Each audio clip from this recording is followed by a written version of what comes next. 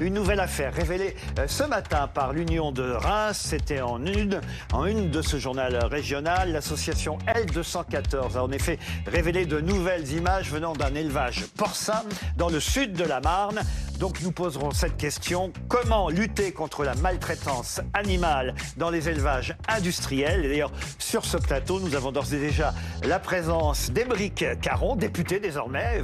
Bravo, parce que vous ne l'étiez pas quand je vous ai connu, Aymeric Caron. Ça aurait été plus compliqué. Mais vous êtes député maintenant. Et face à vous, Yves Cordebord, qu'on connaît bien, évidemment, célèbre restaurateur qui aime la viande.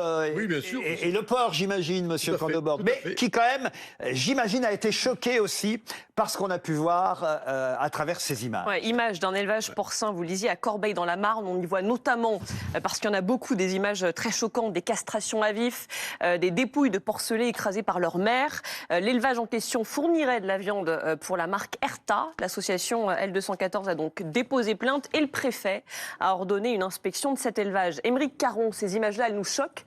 Pourtant, elles se répètent.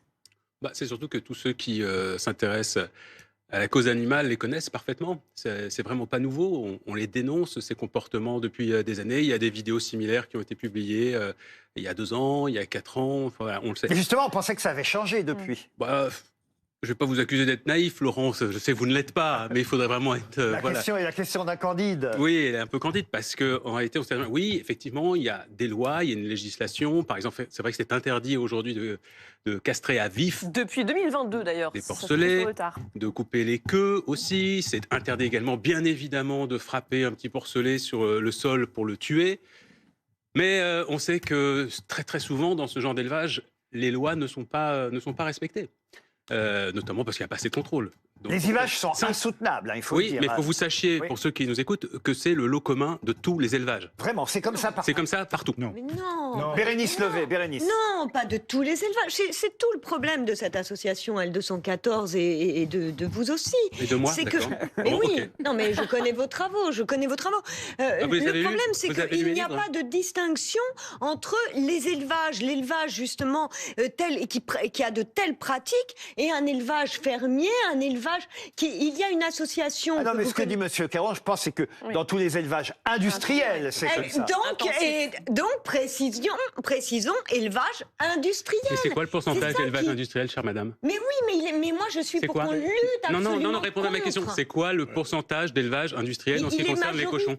Je sais bien qu'il est majoritaire, mais je ne sais Alors, pas. dites-le-nous. Vous ne le savez pas parce que vous ne connaissez pas le sujet. Si, et je ne vous en veux pas parce que quand on doit parler de tous les sujets tous les soirs, effectivement, on ne peut pas tous les connaître par cœur. Alors, pardonnez-moi. En tout cas, c'est quoi le pourcentage? alors dans ce cas, vous connaissez le chiffre alors? Non, je ne connais pas. 95%. 95% des élevages aujourd'hui dans ce pays de porc sont des élevages comme ceux que vous venez de voir. Mais moi, Et le bio, c'est 1%. Excusez-moi, moi je suis totalement d'accord avec vous. Les images, c'est totalement scandaleux. Bien sûr, c'est de la barbarie. C'est pas possible, ça ne peut pas durer. Mais de toute façon, vous l'avez dit, ça se répète, ça continue. Peut-être qu'il faudrait prendre le problème à la base. Voilà. Il faudrait revoir l'éducation du goût. Remettons le goût dans les écoles. Expliquons aujourd'hui à tout le monde que c'est plus la peine de manger la viande tous les jours, que la protéine animale tous les jours, c'est une catastrophe. On sera ensemble pour le faire. On en mange peut-être que 2 fois par semaine. Parce qu'attendez, n'oublions pas une chose. C'est que tout le monde est d'accord. Mais il faut prendre à la base. S'il n'y a pas la demande, s'il n'y a pas la demande, de l'industrie agroalimentaire pour faire les cochonneries qu'ils font. Alors vous avez cité le nom. Je ne citerai pas le nom de la marque parce que je ne sais pas si c'est vrai, mais c'est tout le temps comme ça. Qu'on arrête de produire des choses qui sont ignobles et qui sont dangereuses pour la santé. Et là, il n'y aura plus la demande pour ignoble faire pour des la élevages santé, avec des conséquences dramatiques pour les animaux. Mais on est tout à fait d'accord avec vous. Voilà. Donc il faut prendre à la racine, parce que c'est tout le temps comme ça. On va crier là sur ce qui s'est passé, on va crier sur ces ouvriers qui malheureusement travaillent pour gagner leur vie et qui y sont pour rien. Moi, je ne parle on pas va les montrer du doigt. Non mais ils vont les montrer du doigt à tous les coups. Mais on leur met une telle pression que voilà. Il y a des témoignages. D'ailleurs, L214 a le témoignage d'une employée qui travaillait au sein de ce laboratoire dans le sud de la Marne, qui dit que elle-même, elle n'arrivait pas à faire ce qu'on lui demandait. Et au fond, son employeur lui disait bon, c'est pas grave, c'est moi qui vais taper le cochon sur le sol. Elle n'arrivait pas à le faire. Et il faut protéger ses employeurs. Pas tout le monde en même temps, pas tout le monde en même temps. Même des masques précisément parce que le bruit, les cris des bêtes sont insupportables. Donc c'est bien sûr, mais c'est là, c'est ce que je dénonce. On laisse parler Bérénice. Mais voilà, parce que le problème, c'est que dénoncer les pratiques et les combattre, parce qu'il faudrait véritablement les combattre. Et l'objectif n'est pas simplement celui-ci avec L214, c'est précisément aussi de favoriser, je lis sur leur site, la transition vers une alimentation végane. Donc il y a un autre agenda, c'est celui précisément de rompre avec, de convertir l'humanité à un régime. Je vous entends, mais au fond, si c'est leur but, mais qu'à travers leur action, ils soient des lanceurs d'alerte et qu'on réussisse à changer les choses dans les élevages industriels, tant mieux. Tout à fait, mais à ce moment-là, qu'on ne dise pas, c'est la pratique de l'élevage qui est coupable. Il s'agit, comme le dit monsieur, de favoriser les 50%. C'est les pratiques de ces Louis Morin n'a rien dit, et Louison. Louis Morin et Louison, et après je vous redonne la parole, c'est promis. La réalité sur ce sujet, c'est qu'il n'y a pas véritablement de volonté politique. C'est-à-dire qu'il y a eu une réforme sur le bien-être animal qui est rentrée effectivement en vigueur, on l'a dit tout à l'heure, le 1er janvier 2022. Mais pour autant, on manque cruellement de moyens de contrôle. Donc moi, je pense que c'est faux. En réalité, tous les élevages ne sont pas comme ça, parce que sinon, on aurait beaucoup plus de vidéos qui sortiraient tous les jours. Ça reste une exception. Mais pour autant, la difficulté qu'il y a pour Émeric Caron, il y a quand même des contrôles vétérinaires. En plus. En réalité, on a 145 000. Ça peut valoir de gros problèmes à ceux qui le font. On a 145 000 élevages en France. Chaque année, il y en a 12 000 qui sont contrôlés. Voilà, il n'y a pas 12 000 élevages qui ferment. Dit près de 13 000 contrôles sur le bien-être animal qui ont été réalisés en 2022 par l'État, donnant lieu à 230 procès-verbaux et 1440 mises en demeure. Donc il y a des contrôles et la majorité des élevages, c'est quand même important de le dire, respectent les conditions sanitaires. C'est faux. Bien sûr, puisqu'il y a des contrôles et que vous voyez bien, encore une fois, pardon, mais les chiffres... Vous connaissez pas le sujet. Mais Émeric Caron, vous n'allez pas contredire les chiffres officiels quand même. Je sais ce que c'est, des gens qui crient sur un plateau, je connais ça par cœur, j'ai été très bien formé. Et surtout depuis que vous êtes à l'Assemblée nationale, on en plus, encore plus.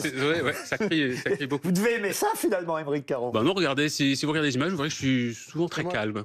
Je ne fais pas partie de ceux qui... Mais honnêtement, les associations qui travaillent sur ces sujets expliquent justement qu'il y a énormément de manque de contrôle. Parce que les moyens ne sont pas mis là-dessus. Ça fait des années qu'on est d'accord avec vous. J'aime la viande. Mais je suis conscient qu'aujourd'hui, je n'en mange plus que 2 fois par semaine, justement parce qu'il faut qu'on arrête la surproduction. Aujourd'hui, malheureusement, je vais vous rejoindre, 99% des abattoirs, il y a le mal-être animal. Voilà.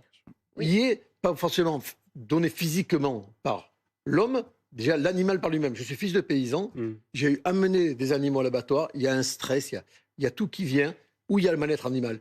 Mais il faut qu'on réagisse. Historiquement, on avait des abattoirs mobiles qui venaient dans les petites exploitations pour le bien-être de l'animal. Voilà. Il faut peut-être revenir à un bon sens et arrêter la surproduction de la protéine animale. C'est une catastrophe. Voilà. Mais revenons. Non, mais Bérénice Levé, après Louison qui n'a rien dit. Il existe le collectif Quand l'abattage vient à la ferme, et dont le programme est justement naître, vivre et mourir à la ferme. Ils ont sollicité L214 pour qu'ils soient signataires et participants de ce collectif. L214 a refusé. C'est tout le travail de Paul Ariès et de Jocelyne Porcher qui le montre très bien. Eh bien, pourquoi dans ces cas-là, on ne se mobilise pas derrière un tel collectif qui précisément défend un autre modèle d'abattage pour que ce soit moins de stress, comme vous le dites, pour l'animal et que ce soit dans d'autres conditions. Parce que... permettre, on parle des élevages, là, les images d'aujourd'hui. C'est pas les abattoirs. Oui, et élevage, abattage. C'est vrai aussi que dans les abattoirs, c'est terrible. Il y a des méthodes terribles aussi. Bien sûr, c'est tout le cycle. Et là, en l'occurrence, on parlait. Je voudrais quand même signaler qu'on a voulu inviter un éleveur de porc, Monsieur Hervé Lapie, qui est en plus dirige dans la région de la Marne, l'ensemble des agriculteurs de cette région. Il est président de la FDSEA de la Marne. On l'a interrogé, en tout cas l'Union de Reims l'a interrogé, et lui il a répondu, écoutez, il faut prendre ses distances, un peu comme vous le dites vous, avec L214. Ce sont des personnes qui veulent du mal à l'agriculture. Je trouve que c'est pas tout à fait une bonne réponse, parce que j'estime moi que ce n'est pas vouloir du mal à l'agriculture que de dévoiler de telles images qui, au contraire, vont, je l'espère, améliorer l'agriculture. Oui, mais c'est pour ça que c'est ce que je dis, Laurent. Il faut pas. Moi, je suis une militante contre cette modalité justement d'élevage. Alors encourager L214. Non, pas L214. Je préfère encourager des gens comme Jocelyne Porcher ou Paul Ariès, mais pas L214 parce qu'ils servent une autre cause. Bien sûr. Louison n'a rien dit. Je vais citer du Paul McCartney pour commencer, parce que je sens qu'on a besoin de redescendre. Allez-y. La phrase est parfaite, il est végétarien depuis 50 ans, il n'est pas vegan, enfin si, mais en tout cas, il ne pousse pas à ça, mais sa phrase est parfaite. Si les abattoirs, et même pas les élevages, mais les abattoirs avaient des baies vitrées, on serait tous végétariens. Il y a une dissonance cognitive, attention les gros mots, entre le moment où on voit le petit cochon très mignon et le moment où on se dit que je mets du bacon sur mon hamburger. C'est comme ça depuis longtemps, sauf pour vous, Émeric Caron, parce que vous ne mangez plus de viande et vous avez bien raison. Mais il faut, au-delà de se dire comment on tue la bête, il faut peut-être se dire on ne tue pas la bête en fait, Bérénice. Je pense que c'est ça. On peut manger 2 fois par semaine de la viande, pas tous les jours, on en tuera donc mécaniquement beaucoup moins déjà. Non. Mais la question de savoir est-ce qu'on éclate le porcelet contre le sol avec gentillesse ou pas. C'est ça la seule question. On peut rediffuser. Tuer les bêtes. Éloigner les enfants juste. Non. Éloigner les enfants juste le temps qu'on rediffuse les captures d'écran. Les images sont terribles. Les images sont terribles. Et c'est vrai que quand on voit ça, je peux comprendre. Julien Courbet, et regardez encore les images de L214 effectivement dans cet élevage porcin, c'est affreux. Julien Courbet, mon confrère d'M6, a tweeté. Vous avez des soutiens. Vous voyez, Émeric Caron. De plus en plus. Je suis ravi. Les choses bougent. Il a tweeté aujourd'hui, merci, il a même cité la marque qu'on connaît bien, merci Erta de ne plus participer à ces horreurs dans les élevages. Je vous assure que ça ne donne vraiment pas envie d'acheter. Vous pouvez faire un commerce un peu plus éthique, j'en suis sûr. Voilà ce qu'a tweeté mon confrère Courbet. En l'occurrence, Louis Morin. Non, mais c'est une certitude. C'est-à-dire qu'effectivement, quand on voit les images, personne ne peut soutenir ces images-là et on a tous envie de les condamner et ça nous donne évidemment tous envie d'arrêter de manger de la viande, en tout cas temporairement. Maintenant, une fois qu'on a dit ça, la question c'est comment est-ce qu'on fait réellement progresser le bien-être animal. Il faut arrêter de confier le bien-être animal aux antispécistes. Pourquoi ? Parce que tout ce qui est excessif est insignifiant. Ça c'est vous qui êtes visé. C'est une réalité, c'est-à-dire qu'à partir du moment où on a des gens qui nous expliquent qu'il faut arrêter de tuer les moustiques ou bientôt qu'il faut arrêter de tuer les punaises de lit peut-être, parce que après tout ce sont des petits êtres vivants également. Comment voulez-vous Parce que vous mangez les punaises, vous ? Mais non, je les mange pas. Mais on les tue. Et on les tue, mais forcément. merci, avec votre discours très caricatural, vous servez notre combat. C'est pas une caricature, Émeric Caron. Vous l'avez dit il y a des années qu'il fallait arrêter de tuer les moustiques. Jamais. Mais vous êtes journaliste. Il faut avoir un peu de raison. Vous êtes journaliste. Il faut avoir un peu de raison. Vous savez, vous savez, répondez sur les moustiques, Émeric. Je n'ai absolument jamais dit cette phrase. Ça, c'est une fake news qui est colportée par la fachosphère. Je ne savais pas que c'est là que vous alliez tirer vos sources. Donc c'est absolument faux. Mais on peut continuer à tuer les moustiques et les punaises. Tous les insectes, tout ce qui nous gêne, évidemment. Voilà. C'est clair, c'est dit une fois pour toutes. Mais oui, non, mais arrêtons avec ce truc insupportable. Alors, Émeric Caron, qu'est-ce qu'on fait concrètement ? Parce que au début d'année, Darmanin a présenté un plan de lutte contre la maltraitance animale, avec notamment une division dans chaque commissariat avec un référent là-dessus. Oui, non, mais il y a eu des choses comme ça qui ont été faites. Je voudrais rejoindre mon voisin déjà, pour parler du fond. Du goût.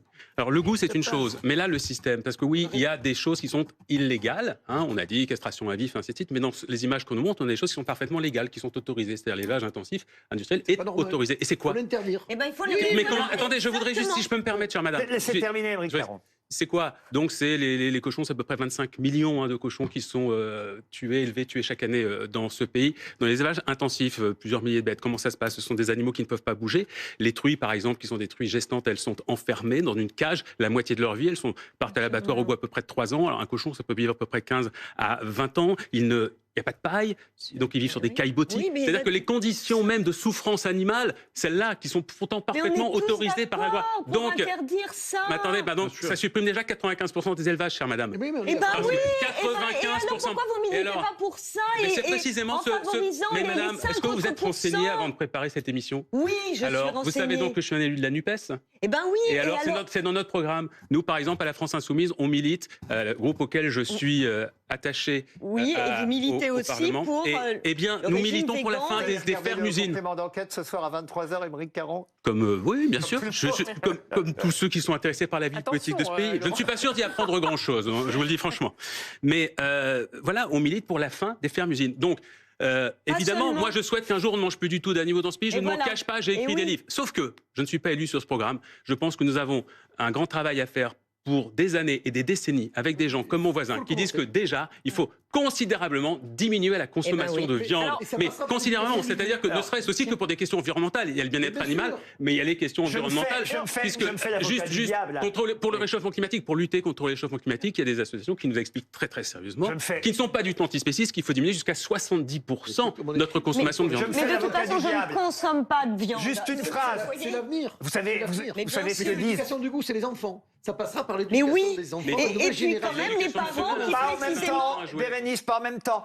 Juste, histoire, je ne veux pas vous faire monter sur vos grands chevaux, et je ne sais pas si on peut d'ailleurs monter sur un cheval. Vous êtes d'accord pour qu'on monte sur un cheval ou pas? Si on le fait gentiment. Bon, si on le fait gentiment, ça va. Mais, si on ne le maltraite pas dans une course où on va... Vous savez ce qu'on a souvent dit sur l'élevage industriel, la surproduction, c'est que ça a aussi permis de faire manger de la viande à des gens plus modestes qui n'avaient pas forcément accès à des viandes trop chères si elles sont achetées chez le boucher et si elles viennent d'élevage traditionnel. Ça a permis à des gens d'avoir accès à la viande. On sait qu'avant, c'était pas facile d'acheter de la viande. Il vaut mieux ne pas manger de viande que de manger la viande qui est issue de ce mode d'élevage. Qu'est-ce que vous répondez à ça, Ébric? C'est la question en fait de tout produit industriel. Oui. Dire aussi, on peut aller acheter une chemise qui est produite au Bangladesh, qui coûte 10 € dans des conditions dramatiques. Ça permet donc à quelqu'un d'acheter une chemise pour beaucoup moins cher. Il faut voir la chose autrement, d'autant qu'on sait aujourd'hui que la consommation de viande a été très largement encouragée pour des raisons économiques, mais qui n'étaient pas des raisons sanitaires, qui n'étaient pas des raisons, c'était pas lié à nos besoins réels en termes de protéines animales. On a besoin en fait d'assez peu de protéines dans notre régime, et ces protéines, on peut les trouver dans les végétaux. Une petite question à Yves Cantbord. Vous êtes donc chef cuisinier dans un restaurant. Est-ce que tous les jours vous cuisinez de la viande? Oui, bien sûr, tous les jours je cuisine de la viande. Et vous vérifiez d'où elle vient? Exclusivement des viandes d'artisans. Je sais exactement d'où elles viennent. Je connais les artisans, c'est peut-être ma force parce que je viens de la terre. Donc vous connaissez les conditions d'élevage de tous les... En restauration, on a fait beaucoup d'efforts. La protéine animale, pour prendre un vrai exemple, dans les années 80-90, on mettait 200 grammes de protéines animales par assiette. Aujourd'hui, on est à 80 grammes et on arrive à équilibrer avec la protéine végétale. Et on a des assiettes qui, nutritionnellement, sont parfaites. Vous qui aimez le rugby, on le sait. Est-ce que si les rugbymen ne mangeaient pas de viande, ils seraient aussi costauds? Alors ça, je ne suis pas assez pointu du point de vue nutritionnel pour savoir. Moi, je peux vous le dire. Oui, on a des champions de MMA qui ne mangent pas de... Donc les arts martiaux, les trucs qui sont véganes. Mais oui. Non, mais c'est pas la même chose. Attention, les champions de MMA, ils sont parfois très... J'aime la viande. Les rugbymen, ils sont souvent taillés autrement. C'est pas ça, c'est culturel aussi. C'est un goût.